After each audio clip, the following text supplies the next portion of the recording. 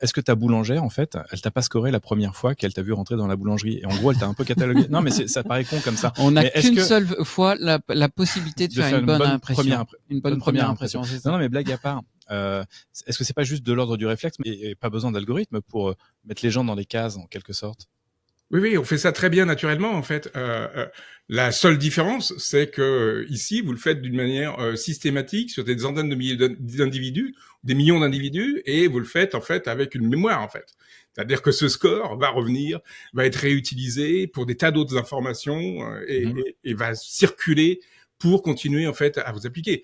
Votre boulangère, si vous venez pas pendant 15 jours et que vous veniez juste d'arriver, elle se souvient pas de vous, elle va vous renoter, si ça se trouve, elle va vous noter différemment. Est-ce que c'est le fait de scorer ou est-ce que c'est l'intention avec laquelle on le fait qui est moralement peut-être indiscutable? Ça dépend de la justesse des scores, en fait, et c'est ça qui est certainement un petit peu problématique. Est-ce que ces scores sont adaptés aux calculs que l'on souhaite faire? Est-ce qu'ils sont justes? Est-ce qu'ils sont équitables?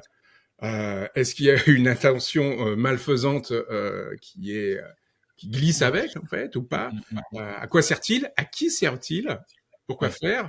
Et est-ce qu'ils sont justes? Quand on regarde, en fait, un petit peu dans le détail, ce dont on se rend compte assez vite, c'est qu'ils ne calculent pas très bien la plupart du temps, et ils calculent encore moins bien certains types de publics. Et je pense que la grande difficulté est d'ici, c'est que certains types de publics vont être mal notés par ces systèmes. Alors, typique, C'est-à-dire?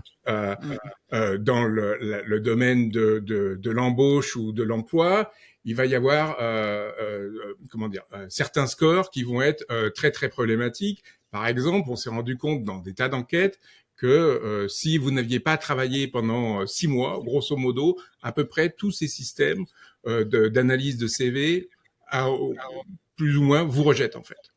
6 mois, mais quelle que soit la raison, hein, ça peut être une maladie, ça peut être un congé maternité ou autre. Par exemple, dans Parcours, vous avez un gros problème qui est lié notamment aux élèves, aux lycéens de sciences, de techniques et les lycées pro et les lycées techniques. Quand ils candidatent dans certaines formations, eh ben, ils vont être plus surveillés et plus contrôlés que d'autres.